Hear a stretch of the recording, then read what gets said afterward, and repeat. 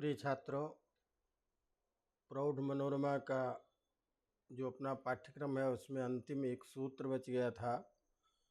नौ पदांत दुर्वचन वरे यलोप स्वर सवर्णानुस्वार दीर्घजश्चर विधिषु। तो इस सूत्र के बारे में आज हम कुछ चर्चा करेंगे। आपने इससे पहले आदेश को स्थानिवत करने वाला दो सूत्र पढ़ा। एक स्थानिबद्धादेशो अनल विधो, जो अनल विधि में आदेश में स्थानीय धर्म को लाता है, आदेश में स्थानीय धर्म का आरोप करता है और उस आरोप करने के द्वारा स्थानीय के रहते जो कार्य हो सकता है वो कार्य आदेश के रहने पर भी होता। इस तरह से स्थानिबद्ध भाव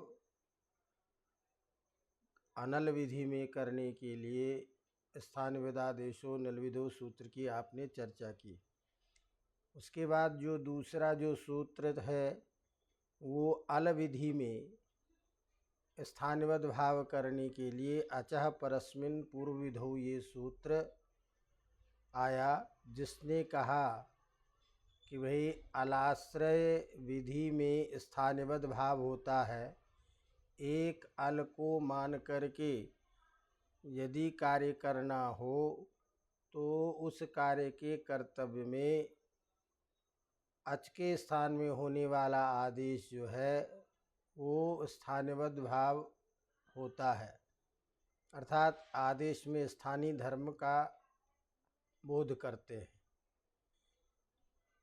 कब करते हैं ये सारी चीज़ें बताई कि पर को निमित्त मान करके जो किया जाने वाला अच के स्थान में आदेश वह स्थानीय की तरह होता है। और वह जो ये अचः परस्मिन् पूर्वविधौ सूत्र था वो भावातिदेश भी करता है और अभावातिदेश भी करता है। तो भावातिदेश का उदाहरण आपने पढ़ा निगाल्यते और अभावातिदेश का उदाहरण पढ़ा था गणयति इत्यादि प्रयोग। अब इस तरह से जब अचः परस्मिन् पूर्वविधौ सूत्र के द्वारा पूर्व विधि पूर्व के दृष्टि में यदि कोई कार्य करना है तो स्थानिबद्ध भाव होता है।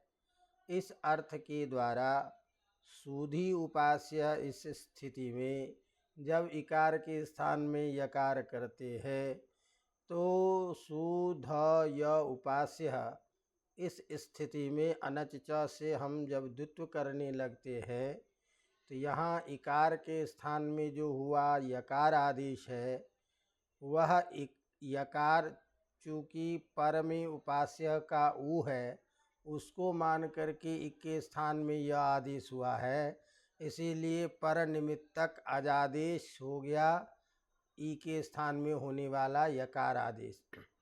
और उससे पूर्व दृष्ट जो है धकार को द्वित्व हमको करना है तो पूर्व दृष्ट विधि के करने पर कर्तव्य होने पर अच के स्थान में होने वाला जो आदेश है वो स्थानीय की तरह हो जाता है। ऐसा अर्थ होने से यकार में अचत्व धर्म आ जाएगा और अचत्व धर्म आ जाएगा तो अनच च सूत्र से ध को द्वित्व नहीं हो पाएगा, क्योंकि वो सूत्र कहता है यर को द्वित्व होता है जब अच पर में न हो।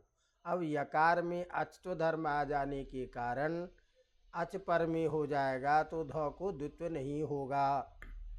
इस तरह से अचः परस्मिन् पूर्वविधौ सूत्र से अलाश्रय विधि में यहाँ स्थानिबद्ध भाव प्राप्त होता है।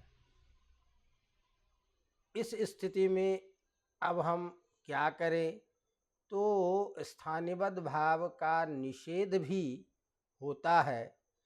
तो कहाँ कहाँ निषेध होता है इसको बताने के लिए स्थानिबद्ध भाव निषेधक सूत्र के रूप में नौ पदांत दुर्वचन इत्यादि सूत्र पढ़ा गया।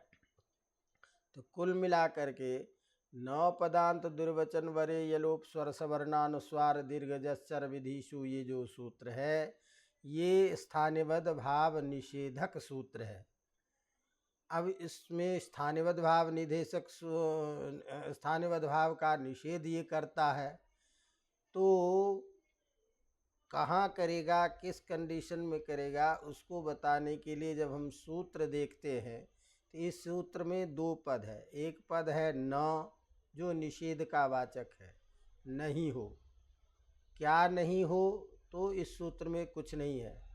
दूसरा जो पद है उसमें पदांत दुर्वचन यलोप स्वर सवर्ण अनुस्वार दीर्घ जस चर विधि, इन सारे शब्दों को मिला करके द्वंद्व समास घटित षष्ठी तत्पुरुष समास करके सप्तमी के बहुवचन में एक पद बनाया है। पदांत दुर्वचन वरे यलोप स्वर सवर्णानुस्वार दीर्घ जस चर विधिषु, इसमें तो सूत्र में दो पद है। अब इस सूत्र में दो पद है तो फिर इतना अर्थ कहाँ से आ गया कि पर निमित्तो अजादेशा स्थानिवत् स्यात्। तो इसलिए यहाँ ये ध्यान रखना चाहिए, इस सूत्र में स्थानिवदादेशः इसकी अनुवृत्ति आती है और अचः परस्मिन् इसकी अनुवृत्ति आती है। तो इनकी इसकी जब अनुवृत्ति आ गई तो स्थानिवदादेशः ये अर्थ आ जाएगा, अचः परस्मिन् ये अर्थ आ जाएगा। अब इसमें अचः परस्मिन् में सती सप्तमी है, निमित्त है, उस निमित्त का अजादेश के साथ अन्वय करेंगे तो इस तरह सूत्र का अर्थ हो गया, पर निमित्त को अजादेशो न स्थानिवत्। पर को निमित्त मान करके होने वाला जो अच के स्थान में आदेश है वो स्थानिवद् नहीं होता है। कब नहीं होगा, तो उसको बताने के लिए पदांत दुर्वचन इत्यादि पढ़ा गया। तो इसमें पदांत दुर्वचन वरे यलोप स्वर सवर्ण अनुस्वार ये सारे कार्य हैं। तो इन सभी शब्दों को इकट्ठा करके द्वंद्व समास करके इसके अंत में विधि शब्द का प्रयोग किया गया है। तो इस तरह से विधि शब्द का प्रत्येक के साथ में अन्वय हो जाएगा तो अर्थ निकलेगा पदांत विधि में, दुर्वचन विधि में, वरे विधि में, यलोप विधि में, स्वर विधि में, सवर्ण विधि में, अनुस्वार विधि में, जस विधि में और चर विधि में। मैंने इन कार्यों के करने पर यदि ये कार्य करना हो तो ऐसी स्थिति में पर को निमित्त मान करके जो अच के स्थान में आदेश है वो स्थानिवद् भाव उसका नहीं होगा। तो इस तरह अचः परस्मिन् पूर्व विधौ सूत्र का ये निषेधक सूत्र है। अवगतम। तो इसीलिए पूर्व सूत्र से अनुवृत्त स्थानिवदादेशः अचः परस्मिन्, इस दोनों पदों की अनुवृत्ति के साथ न इस सूत्र में पढ़ा गया है। पदांतादि द्वितीय पद में जितने गिने गए हैं उन सब का परस्पर अन्वय करके इस सूत्र की वृत्ति में अर्थ लिखते हैं कि पर निमित्त पदस्य चरमा भैवे दुर्वचनादौ च कर्तव्ये पर निमित्तो अजादेशा न स्थानिवत्। पद के चरमावयव कार्य करने में, दुर्वचन आदि में जो पर निमित्त को मान करके अच के स्थान में होने वाला अजादेश है, ऐसे जगह पर स्थानिवद् भाव नहीं होता है। ये अर्थ निकल गया। अब ये चर्चा एक बात सामान्य आती है कि सूत्र में आपने कहा पदांत और उसका विधि के साथ अन्वय करेंगे तो इसका सीधा अर्थ होगा पदांत विधि में।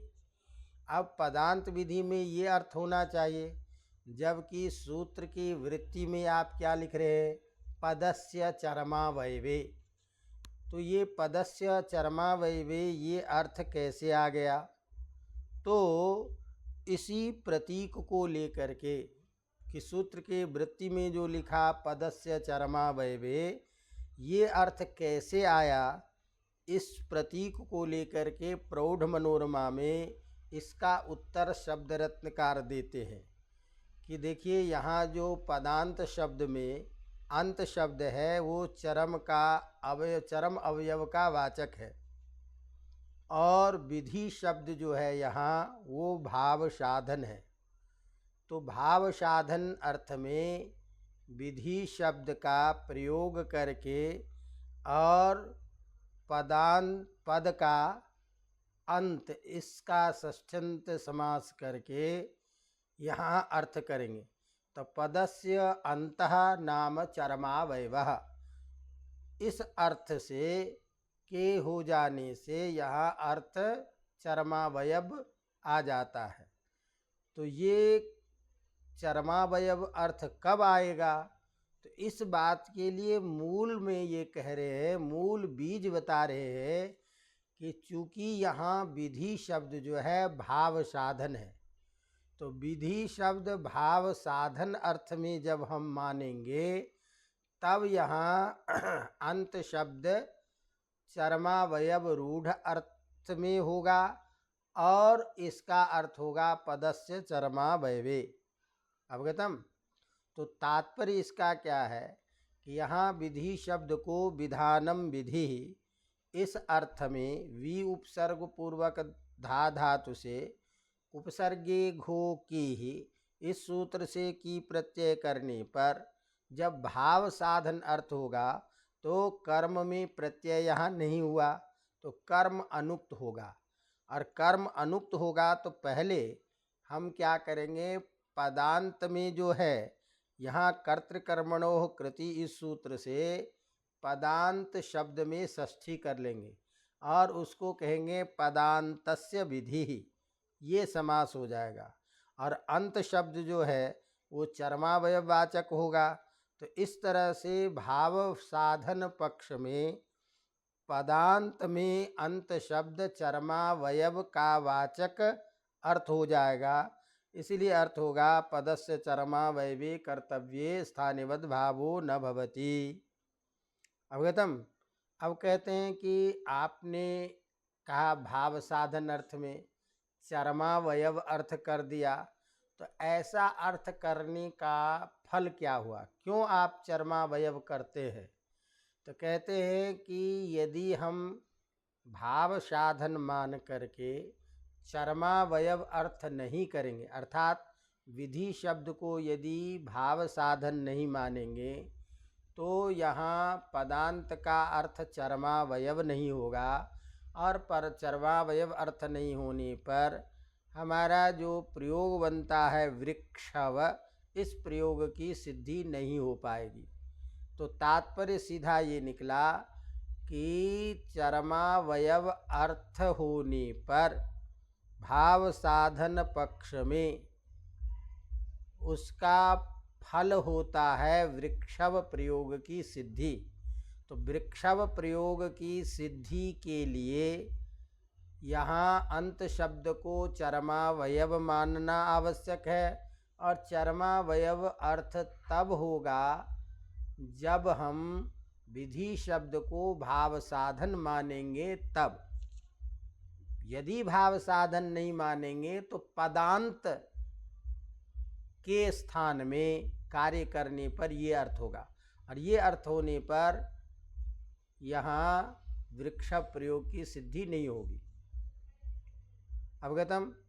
तो संक्षेप में उत्तर क्या है कि यहाँ विधि शब्द भाव साधन जब माना जाता है तो अंत शब्द को चरमावयव अर्थ में का वाचक मान करके सूत्र का स्थानवद् भाव का निषेध इस सूत्र के द्वारा वहीं होगा जहाँ पद के चरमावयव को कार्य करना हो, तो वहाँ स्थानवद् भाव का निषेध होगा, और ये अर्थ जब मानेंगे तभी वृक्षव प्रयोग की सिद्धि होगी। अवगतम। इसी बात को मूल में लिखते हैं भाव साधन पद के अंत शब्द में को चरमावयव रूढ़ अर्थ मानने पर उसके फल के रूप में वृक्षम वेति इति वृक्षवीः, ये एक प्रयोग दिया। अथवा वातीति वृक्षवाः तमाचस्ते वृक्षव विच इह लोपो व्योर्वली इति वलोपो न। माने वृक्षव इस स्थिति में लोपो व्योर्वली सूत्र से वकार का लोप नहीं होता है। जब हम चरमावयव अर्थ मानते हैं तब कैसे प्रयोग बनेगा? तो उसमें दो चीज दिया। वृक्षम वेति इस अर्थ में प्रयोग बनता है वृक्षवीः, वातीति वृक्षवाः, और इस अर्थ में तमाचस्ते इस अर्थ में हम णिच प्रत्यय करते हैं, फिर विच प्रत्यय करके सर्वापहारी लोग करके।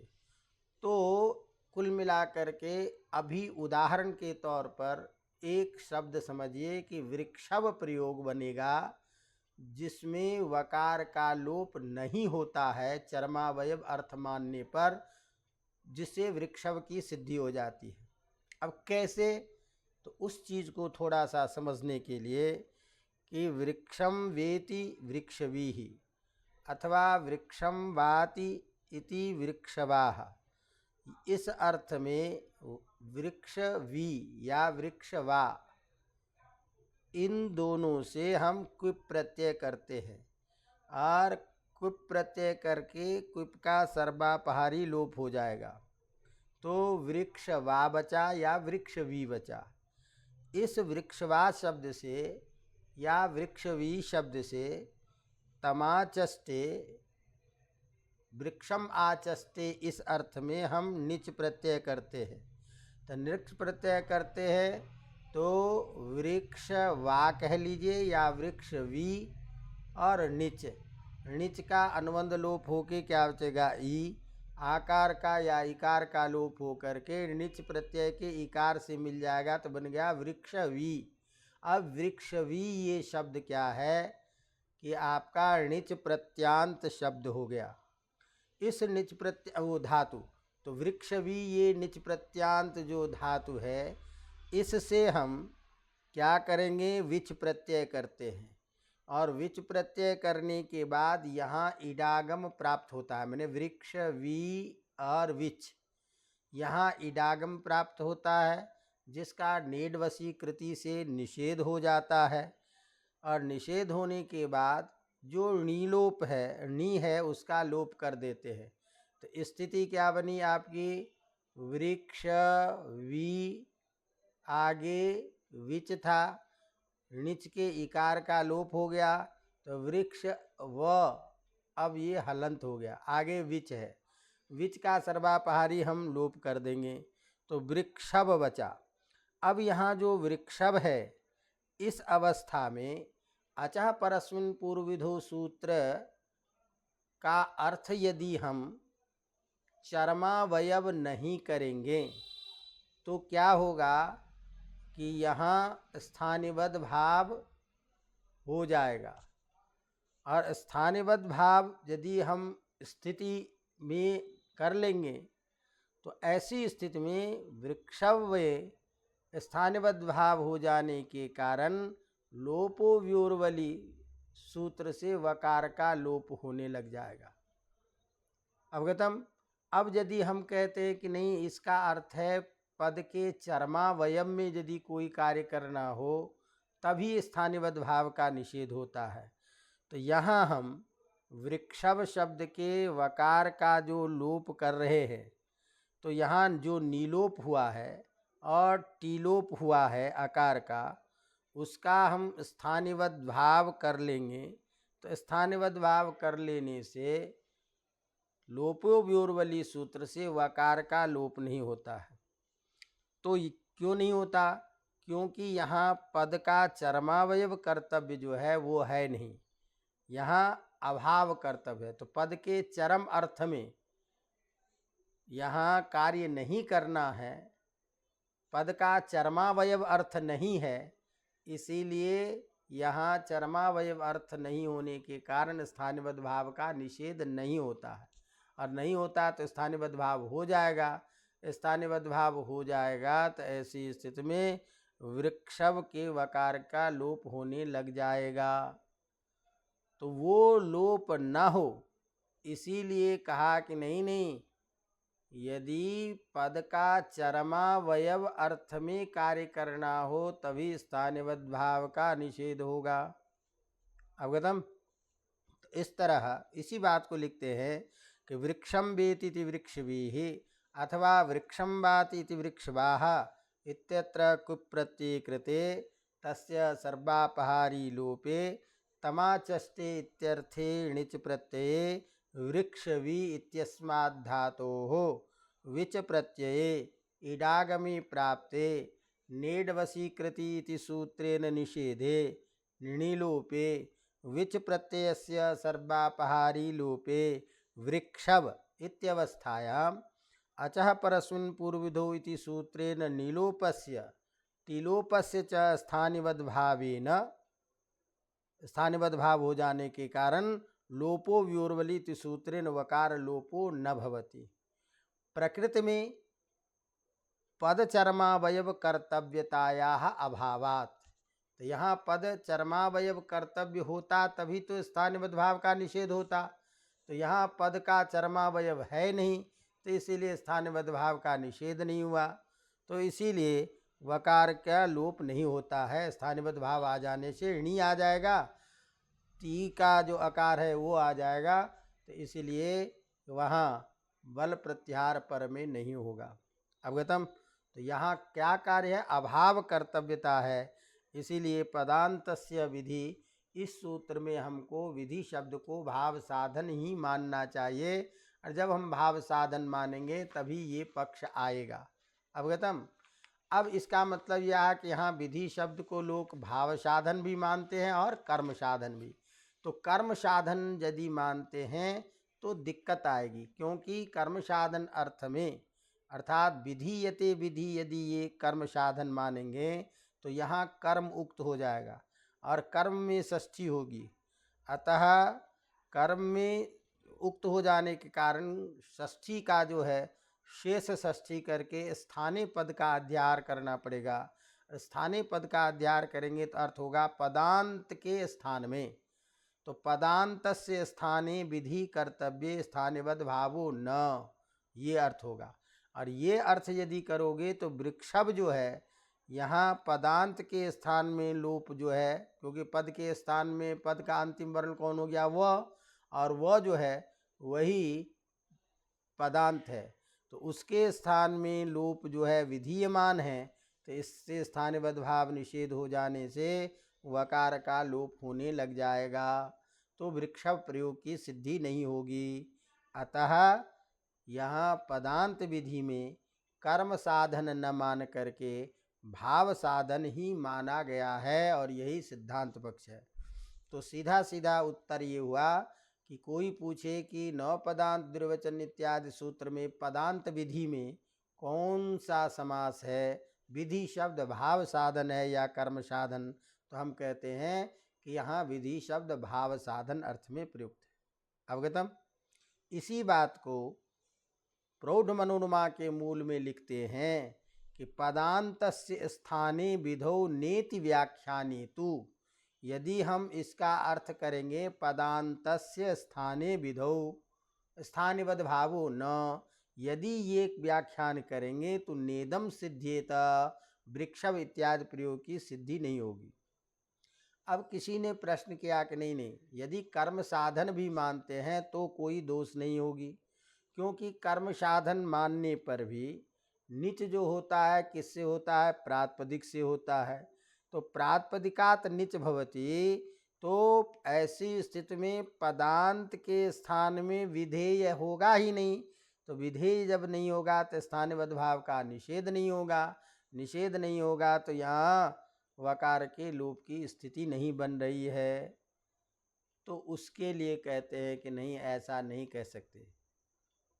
कुल मिलाकर के बात यह आएगी कि यहाँ किसी ने प्रश्न किया कि प्रातिपदिक से जब निच प्रत्यय करेंगे तो ऐसी स्थिति में पदांत के स्थान में होने वाला विधेय वलोप कार्य नहीं है। तो ऐसी स्थिति में स्थानबद्ध भाव नहीं होगा, तो नहीं होगा तो वकार लोप नहीं होगा। इस बात को उत्तर के रूप में कहते हैं ऐसा नहीं कह सकते। क्यों? कहते हैं कि सुबंता निच, सुबंत से निच प्रत्यय होता है। इति हरदत्तादि मते अंतर्वर्ती सुपापदत्वात्, अर्थात हरदत्त आदि जो है उनके मत में द्वितीयांत पद से निच प्रत्यय होने पर भी अंतर्वर्ती जो है उसमें सुप निमित्तक पदत्व रहेगा ही, और वो एक देश विकृत न्याय से वांत में भी आ जाएगा, और उस वांत में भी पदांत तत्व होने के कारण उसके स्थान में विधेय मान्यता तो रहेगी ही, और विधेय मान्यता रहने पर वहाँ स्थानबद्ध भाव की स्थिति बन जाएगी। अवगतम। फिर किसी ने प्रश्न किया कि भाई एक नियम है प्रातिपदिकात् धात्वर्थे बहुलम इष्टवच्च, तो इसमें इष्टवद अतिदेश हो जाएगा, तो निच परे रहने पर इष्टवद भाव हो जाने से भव संज्ञा हो जाएगी, भव संज्ञा होने से पद संज्ञा का बाद हो जाएगा, तो पद संज्ञा का जब बाद हो गया तो पदांतत्व ही नहीं रहेगा, तो पदांतत्व नहीं होगा तो लोप हो, उसके लोप हो जाने से, तो ऐसी स्थिति में पदांतत्व नहीं होने से वकार के लोप का प्रसंग नहीं होगा, स्थानीयबद्ध भाव की स्थिति नहीं बनेगी। तो उसके लिए कहते हैं नहीं नहीं, क्योंकि आप जो कहते हो कि प्रातिपदिकात् धात्वर्थे बहुलम इष्टवच्च, तो जहाँ णिच रहेगा वहाँ ना, तो यहाँ णिच के तो आपने लोप कर दिया, तो णिच के लोप हो जाने के कारण वहाँ अब रहेगा ही नहीं, तो णिच जब है ही नहीं इष्टवद्ध भाव नहीं होगा। यदि कहें कि प्रत्यय लोपे प्रत्यय लक्षणम से हम ले आएंगे तो वो भी नहीं कह सकते, क्योंकि जब हम णिच करेंगे तो भ संज्ञा हो जाने के कारण आजाद निमित्तक होने से यह वर्ण निमित्तक हो जाएगा, और वर्ण निमित्तक होने से एक परिभाषा है वर्णाश्रय नास्ति प्रत्यय लक्षणम, इसीलिए वर्णाश्रय विधि में प्रत्यय लक्षण कार्य नहीं होता, इसीलिए उसका निषेध हो जाएगा। तो सारांश ये निकला कि कुल मिलाकर के यहाँ कि ये यहाँ किसी भी कंडीशन में हम कर्म अर्थ में विधि शब्द को नहीं मान सकते, अतः भाव साधन पक्ष में ही विधि शब्द मानना उचित है, और उस अंत शब्द का अर्थ चरम अवयव करना पड़ेगा। जब हम चरम अवयव करेंगे तभी वृक्षव इत्यादि प्रयोग की सिद्धि होगी। अवगतम। तस्मात् इत्थम पदांत विधि इत्यत्र विधि शब्दो भाव साधनः अंतः शब्दः चर्मावयवे रूढ़ः पदांतस्य विधि पद विधि, ये भाव साधन अर्थ में मानना पड़ेगा। अवगतम। अब इसी तरह से पदांत विधि कर्तव्य हो तो स्थानीयबद्ध भाव नहीं होगा, दुर्वचन द्वित्व विधान करना हो तो स्थानीयबद्ध भाव नहीं होगा, फिर आगे यलोपाद विधि होगी तो स्थानीयबद्ध भाव नहीं होगा। अब आगे इस सूत्र में कहा वरे, तो वरे इसका अर्थ क्या है कि वरच प्रत्यय बाद में रहने पर भी यदि अच के स्थान में आदेश होता है तो वहाँ भी स्थानीयबद्ध भाव नहीं होगा। अवगतम। इस तरह से सूत्र का अर्थ निकला कि पद के चरमावयव में कोई कार्य करना हो, यदि दुर्वचन विधि द्वित्व करना हो, यलोप करना हो, वर प्रत्यय पर में रहने पर कार्य करना हो, और स्वर सवर्ण अनुस्वार दीर्घ जस, इन सारे विधियों में यदि पर निमित्तक अजादेश कहीं है तो वहाँ स्थानीयबद्ध भाव नहीं होता है। तो इस सूत्र के द्वारा इन जगहों पर निमित्तक जो अजादेश है उसके स्थानीयबद्ध भाव का निषेध करता है। अब इसमें क्रमिक प्रत्येक का उदाहरण देते हैं मूल प्रौढ़ मनोरमा में ही। तो जैसे पदांत का उदाहरण दे रहे कानि संति कौस्तः, तो कानि संति कौस्तः में यहाँ वाक्य संस्कार पक्ष में जब हम किम शब्द से जस प्रत्यय करेंगे, इसी तरह से अस धातु से जी प्रत्यय करेंगे, तो यहाँ हम पहले कानी बना लेंगे। इसी अवस्था में यहाँ संति जो है वो अस की स्थिति में है। यहाँ नस्सो रल्लोपः सूत्र से आकार का लोप हो जाता है। अब यहाँ कहते हैं कि यहाँ इकार जो है इसको हम यन करना चाहते हैं, कानी के इकार को यन करना चाहते हैं। तो इस यन के कर्तव्य करने पर हम नसोरल्लोपः सूत्र से जो यहाँ आकार का लोप हुआ है उसको अचः परस्मिन पूर्वविधौ सूत्र से हम स्थानिबद्ध भाव कर लेंगे, क्योंकि उससे पूर्व दृष्ट विधि कौन है? इको इनत से कानी के इकार को यकार करना। तो इस ये जो यकार है ये कहाँ है? पद के अंत में है। तो इस पदांत इकार के स्थान में जो यकार है वो अजादेश से पूर्व दृष्ट कार्य है। तो पूर्व दृष्ट कार्य है, एक वर्ण को लेकर के है।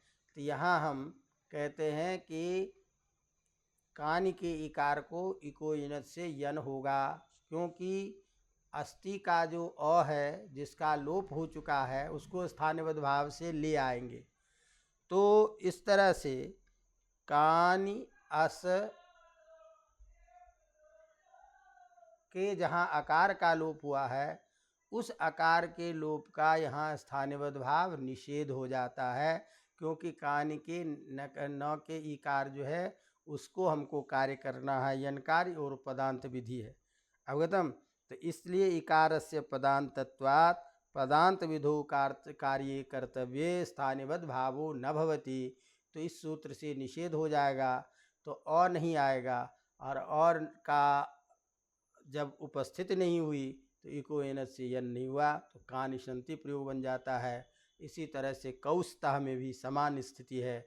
तो इन दोनों जगहों पर हमें अचः परस्मिन पूर्वविधो सूत्र से जो स्थानिबद्ध भाव प्राप्त हो करके यन आव आदेश आदि जो कौस्तः में प्राप्त है वो सब नहीं होता है। यदि ये निषेध नहीं करता तो यहाँ भी इकार के स्थान में यकार आदेश हो जाता, कौस्तः में औ की जगह आव आदेश हो जाता, तो अनिष्ट रूप की स्थिति बन जाती, वो न हो। इसके लिए कहा कि भाई पदांत विधि। अवगतम? द्विवचन का उदाहरण शुद्ध्युपास्य आप लोग पढ़े ही हो कि यहाँ द्वित्व करना था ध को, तो द्वित्व करने के कारण यहाँ परनिमित्तक जो अजादेश है उसको स्थानबद्ध भाव हम नहीं किए। अवगतम? इसी तरह वरे प्रत्यय रहने पर स्थानबद्ध का उदाहरण दे रहा है यायावरः। तो यायावरः में क्या है? यंग प्रत्यांत या धातु है, माने या धातु से यंग प्रत्यय करते हैं, या यंग होता है। वरच प्रत्यय करेंगे, वरच का वर बचेगा, या य वर, यंग होने के कारण धातु को द्वित्व हो जाता है। तो या य वर, इस अवस्था में अतोलोपः सूत्र से य के आकार का हम लोप कर देते हैं। लोपो व्योर्वली से हम उस प्रत्यय वाले य का लोप कर देते हैं। तो या वर ये स्थिति बनती है। अब यहाँ जो या का जो आकार है उस आकार को आतो लोपो इट च, इस सूत्र से आकार का लोप हमें यहाँ करना है। अब उस आकार के लोप के कर्तव्य में कहते हैं कि यहाँ आतो लोप इट च से आप जो करोगे तो यहाँ स्थानिबद्ध भाव जो लुप्त आकार है उसका नहीं होता है।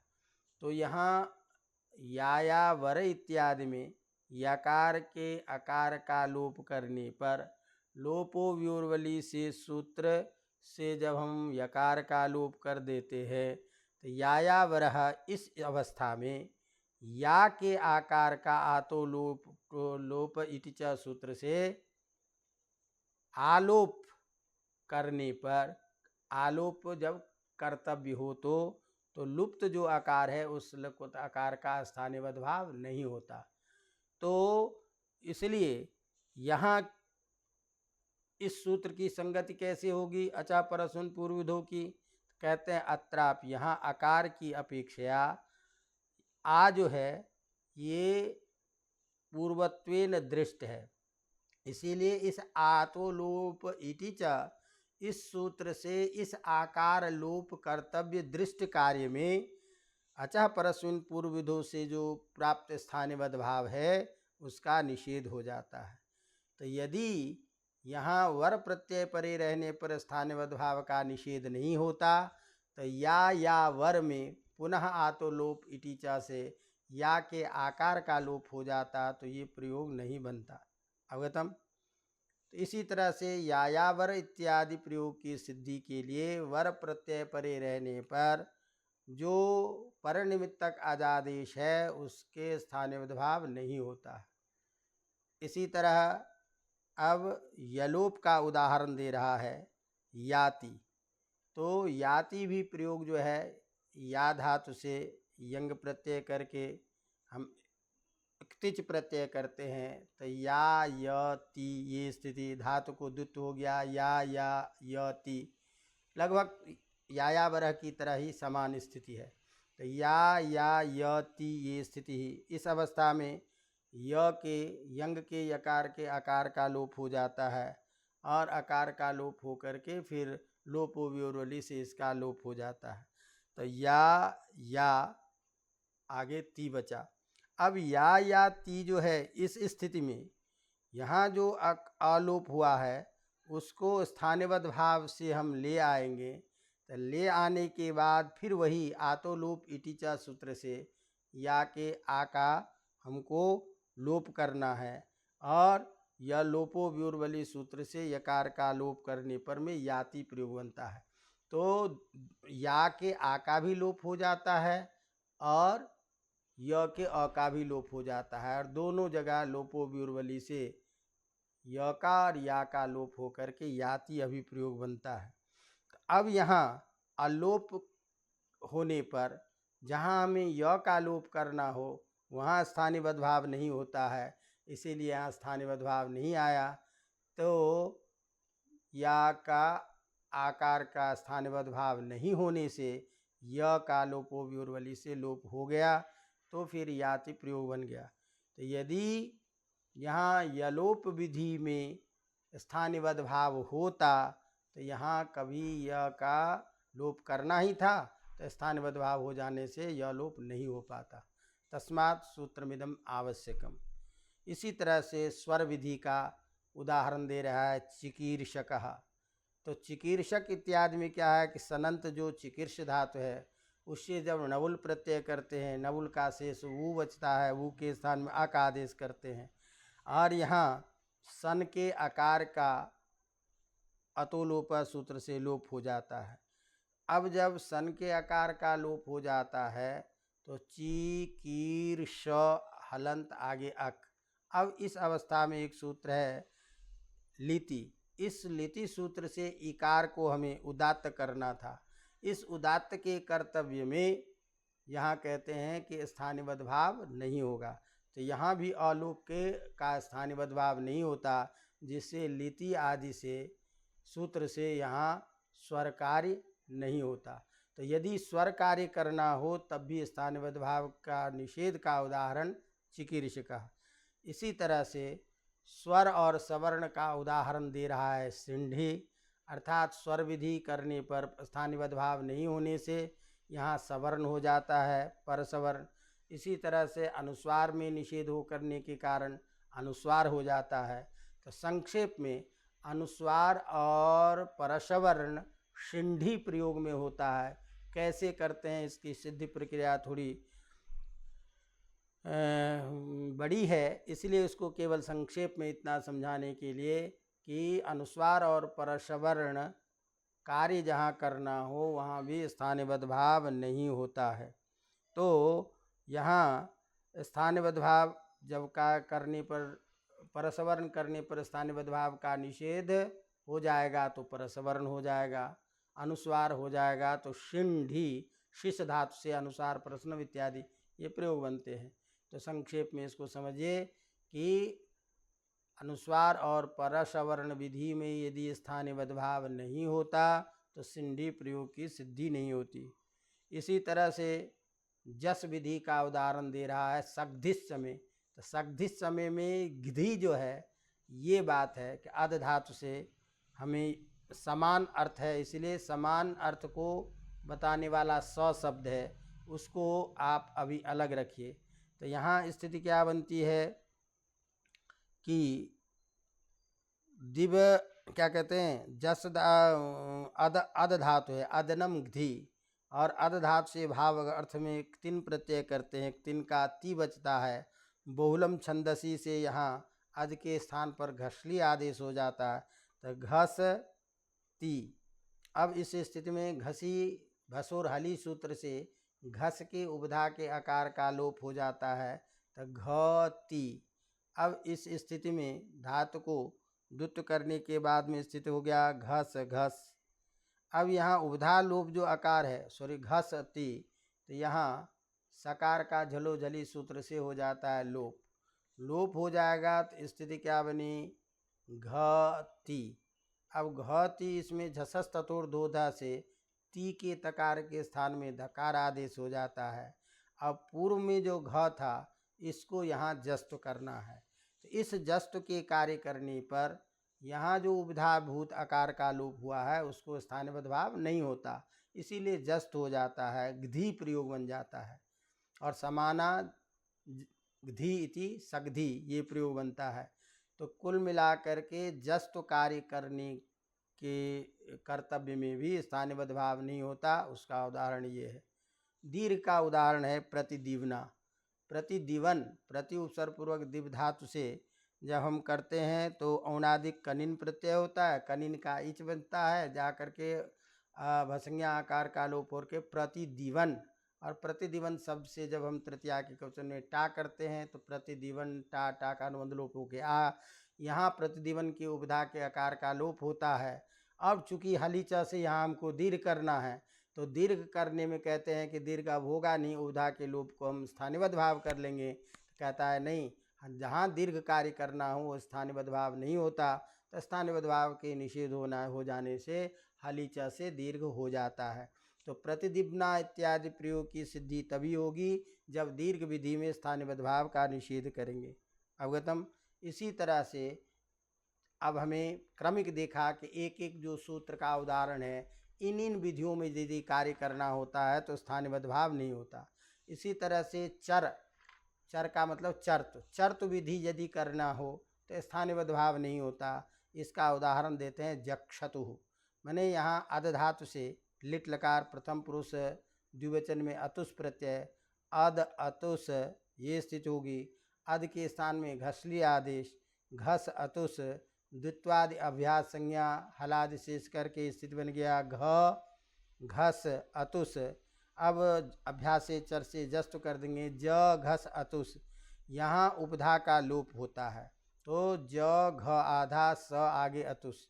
अब यहाँ हमें ज को चर्त करना है, तो इस चर्त करने के लिए कहता है कि यहाँ अचा परस्मिन पूर्वविधौ सूत्र से यहाँ अलोप जो है अजादेश है उसको स्थानीयबद्ध भाव कर लेंगे।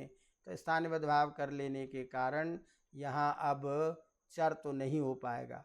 अब जब उस चर तो करना है तो न पदांत सुरवचन दुर्वचन इत्यादि सूत्र कहता है यदि चर तो करना हो तो उस स्थिति में परिनिमितक अजादेश स्थानीयबद्ध भाव नहीं होता, इसलिए निषेध हो जाने से और नहीं आया, चर तो हो गया, क बन गया, दंत स को मूर्धन्य आदेश क स संयोगी क्ष जाके अतुष से मिल गया जक्षतु। तो इस तरह से यदि परनिमित्तक अजादेश का स्थानीयबद्ध भाव का निषेध यदि इन स्थलों में नहीं होता तो इन प्रयोगों की सिद्धि नहीं होती। तस्मात् इन स्थलों में स्थानीयबद्ध भाव का निषेध करने के लिए न पदान दुर्वचन बरे स्वर यलोप स्वर सवर्णानुस्वार दीर्घ जस्तर विधिषु ये सूत्र बनाया। तो मूलतः इसमें सभी विधियों का उदाहरण आपको ध्यान रखना है। पदांत विधि का अर्थ पदस्य चर्मावयव अर्थ कैसे करते हैं, यहाँ विधि शब्द भाव साधन लिया जाएगा कि कर्म साधन, तो उसमें अपने को सिद्धांत पक्ष में भाव साधन पक्ष को रखना है। दूसरी बात, यहाँ भाव साधन मानने से क्या हुआ कि वृक्षभ इत्यादि में वकार का लोप नहीं होता। ये सब एक सारांश के रूप में मैंने जो आपको बताया, इसको आपको ध्यान में रखना है। इस तरह से आज अजंत वो प्रौढ़ मनोरमा का जो अपना पाठ्यक्रम था ये पूर्ण होता है। तो मैंने पूरी कोशिश की कि आप लोगों को संक्षेप में जितना आवश्यक हो परीक्षा की तैयारी के लिए वो कुछ रखूं, जिससे कि आप लोगों को कुछ मदद मिल सके। तो ये पाठ्यक्रम समाप्त होता है। अब देखते हैं कि आगे, चूँकि अब समय तो कम है, लेकिन जितना भी हो सकता है, तो एक तो विचार ये भी आता है कि अपना वैयाकरण भूषण सार जो है, तो पाठ तो नहीं हो सकता पूरा, लेकिन मूल सारांश इसको आपको बता दें, जिससे आपको परीक्षा में कुछ आसानी हो कि धात्वर्थ के विषय में कारिका का क्या अर्थ है, क्या इसमें नैयायिकों का, मीमांसकों का, वैयाकरण का, प्राचीन वैयाकरण का मत है। तो इसको भी संक्षेप में यदि आप कुछ पढ़ लेंगे तो हो सकता है कि कुछ आपको सहायता मिलेगी। तो देखते हैं, जैसा भी संभव होगा उस तरह से हम प्रयास करेंगे। तो लेकिन आप लोग तैयारी कीजिए और अच्छी तरीके से, बाकी जैसा भी संभव होगा हम फिर उपस्थित होंगे। बहुत बहुत आप लोगों को धन्यवाद, और आगे की परीक्षा की खूब तैयारी कीजिए। चलिए अब इसको बंद करते हैं, आगे की कक्षा में फिर मिलेंगे।